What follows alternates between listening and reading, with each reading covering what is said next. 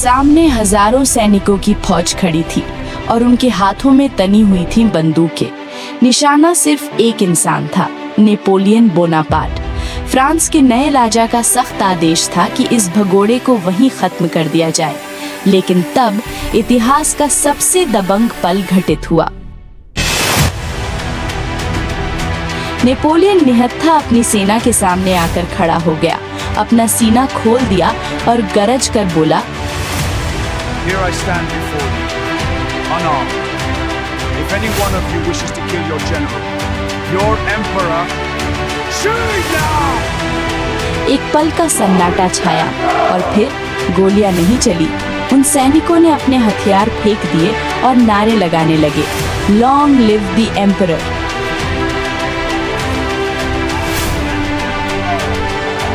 जो फौज उसे मारने आई थी वही उसे अपने कंधों पर बिठाकर वापस पेरिस ले गई। पर एक ऐसा इंसान जिसकी कोई हैसियत नहीं थी, वो फ्रांस का खुदा कैसे बन गया?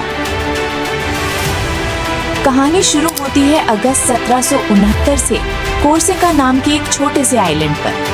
नेपोलियन असल में फ्रेंच था ही नहीं। उसके पैदा होने से ठीक 1 साल पहले ही फ्रांस ने उसके आइलैंड पर कब्जा किया था। बचपन में उसे फ्रांस से सख्त नफरत थी। जब वो पढ़ाई के लिए फ्रांस आया तो उसके अजीब लहजे और गरीबी के कारण लोग उसका मजाक उड़ाते थे। लेकिन इस लड़के के अंदर एक आग जल रही थी, खुद को साबित करने की आग। 1789 फ्रांस में बगावत हो गई, द फ्रेंच रेवोल्यूशन। जनता ने अपने ही राजा को उखाड़ फेंका।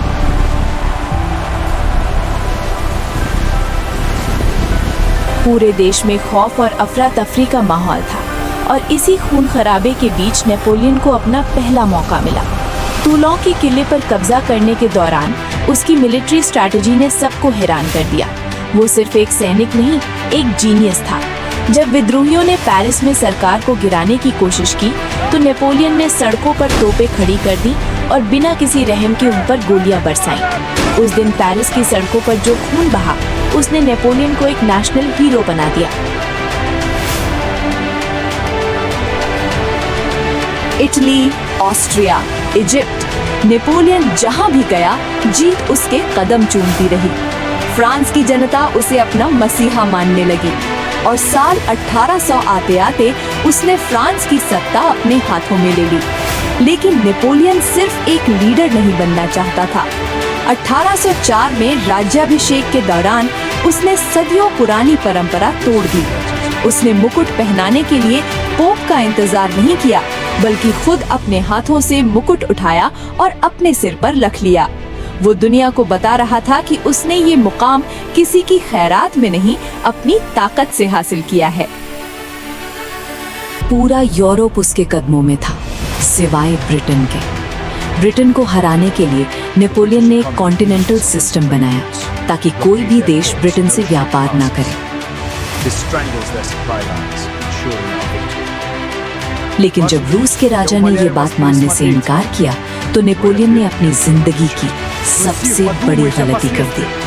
1812 में 6 लाख सैनिकों की ग्रैंड आर्मी लेकर उसने रूस पर हमला कर दिया। रूस की सेना लड़ी ही नहीं, वो बस पीछे हटती गई और अपने ही शहरों को जलाती गई। जब नेपोलियन मॉस्को पहुंचा तो उसे सिर्फ राख मिली और फिर शुरू हुई रूस की जानलेवा सर्दियां। ठंड और भुखमरी ने नेपोलियन की सेना को तबाह कर दिया। 6 लाख में से सिर्फ 1 लाख सैनिक ही जिंदा वापस लौट सके। रूस की हार ने नेपोलियन का तिलिस्म तोड़ दिया। यूरोप के सारे देश उसके खिलाफ एक हो गए और उसे हराकर एल्बा आइलैंड पर भेज दिया। हालांकि वो वहां से भागकर वापस फ्रांस आ गया था, वही किस्सा जो मैंने वीडियो के शुरू में बताया। लेकिन उसकी ये वापसी सिर्फ 100 दिनों की थी। 18 जून 1815 वॉटरलू का मैदान। इस आखिरी लड़ाई में नेपोलियन हार गया। इस बार ब्रिटिश उसे कोई मौका नहीं देना चाहते थे। उसे अटलांटिक महासागर के बीचों बीच एक वीरान टापू सेंट हेलेना पर भेज दिया गया और 6 साल बाद उसी एकांत में इस महान सम्राट ने अपनी आखिरी सांस।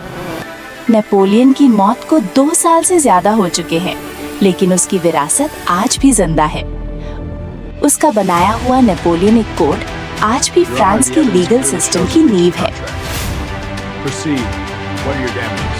Over 2 million, Your Honor. एक साधारण सा लड़का जिसे बचपन में चिढ़ाया जाता था, उसने दुनिया को दिखा दिया कि मेहनत और दिमाग के दम पर कोई भी इंसान इतिहास का रुख मोड़ सकता है। आपको क्या लगता है, क्या नेपोलियन एक हीरो था या एक तानाशाह?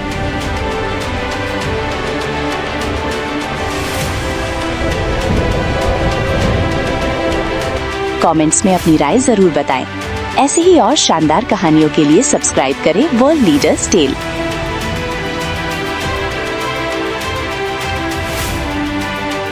Discover the captivating stories of world leaders narrated with the power of artificial intelligence.